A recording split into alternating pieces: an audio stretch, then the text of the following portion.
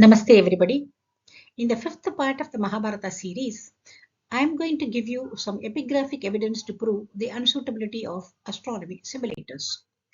I have chosen one inscription from every century, but here I am showing just two examples. This one from Kottayam. It was a solar eclipse seen in Kottayam in the year 1601, for which we have the NASA data also matching with that. 1601, June 30th, it was seen, and I am able to produce it in the J-Hora simulator. But the problem is the inscription, that is a solar eclipse, had happened on the 22nd Mithuna, which means the sun was in the 22nd degree, whereas it shows it was in the 19th or 20th degree. That is 2 days behind. And so all the other details are all matching. So this is correct only. The Alahri Ayanamsa was used to show this this matching. It doesn't show for any other Ayanamsa. Agreed. But it also says that Jupiter was in Kanya, whereas the simulation shows it was in Simha, and Saturn was in Tula Rasi, which is true. Whereas the very important one, that this date should tally, because only on the day Punarvasu comes, on the 22nd day, whereas it is showing on the 20th day. When we are looking at the probable causes, we can see that Ayanamsa could have been different, because by 2 degrees the sun is behind, and by 2 degrees the Jupiter is behind. Otherwise it would have been in Kanya Rashi. Because when you say Ayanamsa, the Ayanamsa data, that is the degree, must be added to all the planets and also the sun to get the exact position. So what we do now, both J-Hora and NASA data are the same, because J-Hora uses the data of the Western ephemeris only. And added to that is the Ayanamsa, suitable for anyone, whatever, whoever takes it. So when I say I use the astrology simulator, that doesn't mean that I can just accept it as such. I have to look at the other factors also here. It is behind by 2 degrees of Ayanamsa. Then what about the moon? The sun was behind by 2 degrees. Ayanamsa 2 degrees. Then moon position, by how much it was behind? Here I am making one graph in which each line shows 1 degree. So from Gemini 0 degree to 20th degree, because of the 20th day, the NASA is showing. And the moon position is given in Punarvasu. So Punarvasu, Arudra and Virgasirisha backward I have divided also, because the sun moves 1 day, 1 degree a day, whereas the moon moves 1 star a day, which means 13 degrees plus in a day. So let us see how far the moon was behind. Suppose that solar eclipse has happened on the 22nd itself. Here only the moon would have been there in Punarvasu. On the 21st day, it would have been in Arudra, that is 13 degrees behind.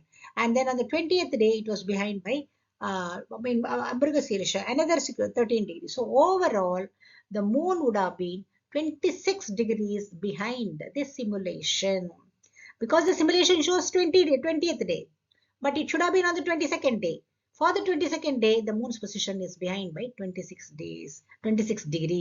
So this is the deviation in 400 years. Just imagine how much it could have been in 5,000 years. And then another eclipse. This is lunar eclipse I am showing from Gadag in Karnataka. And this was also produced in the NASA. Same one is available in the NASA. And the date, everything is exactly correct, because all the features are matching except one thing. That's a time. The time is 4:55 p.m. That's in the afternoon. It's a lunar eclipse. It should be seen at the night time. And the NASA data also shows that it was seen here, whereas it was not seen in India at all. But as per the inscription, it was seen in India, in Karnataka. People have done all the puja, then the charity, everything has been done. So within 1,000 years, see the deviation in moonrise and lunar eclipse. But people, what do they say? In the Mahabharata time, they got the moon's position, moon's face also exactly in the correct position. How can they claim that? They have to prove it. I am proving they could not do it, because it is deviated. You use a solar cycle, you won't get it at all. Now, I am being criticized for using the Surya Siddhanta by one of the researchers, who goes on showing in all the social media that I am wrong, because I used the Surya Siddhanta. He says it is a catastrophic error, but he doesn't know that it is a Shabda Pramana. Even today, for making your horoscopes or fixing the religious festivals, we use the Surya Siddhanta principle of to and fro oscillation only, not the Drik Siddhanta. Whereas when he showed these two, he is showing in comparison. He is giving a comparison of Drik and Surya Siddhanta for the year, the second BCE, on October 11th, saying that for Drik Siddhanta, this is the combination. For Surya Siddhanta, this is the combination. But he is saying that Surya Siddhanta is wrong. How can you say that Drik Siddhanta is correct then? Surya Siddhanta is wrong because the sun, Saturn has moved, and the moon phase is also wrong in Surya Siddhanta. On what basis he claims that Drik Siddhanta is right? And did he give the important thing, that is the Ayanamsa difference? He did not give the Ayanamsa at all. For the Drik Siddhanta, for the date, it was 356 degrees. That means from the circle of 360 degrees, he is minusing 356 degrees. What is the meaning in minusing? And then when it reaches 360 degrees, one full cycle would have been lost. What does it mean? Whereas in Surya Siddhanta's Ayanamsa, it is 7 degrees only. That means this is the beginning of your 0 degree Aries. From that, in Aries 7th degree, it is there. Moon, sun is there. So this gap should be filled. So when it is on the other side, we will be adding that gap.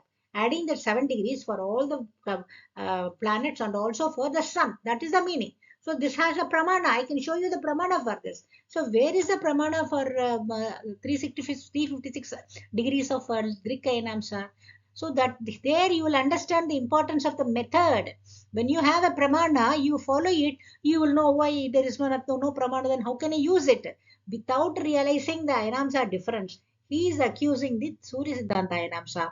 But I tell you, Surya Siddhanta is applicable for 0 degree. I am not using for any other time, because for all the other times Ayanamsa will be different, and you have to know, only you will know from the inscriptions, the Ayanamsa of the day, not from any other one. So Surya Siddhanta is to be used for 0 degree when the Kali Yuga started, when Mahabharata war happened. That is why I used it. And I think you will have had some clarity about why the astronomy simulators are not suitable. This is the end of the part 5. The next part also I'll be talking more about these simulations. Until then, goodbye. But I request you to spread this to all your friends to remove the misinformation campaign by other researchers. Thank you.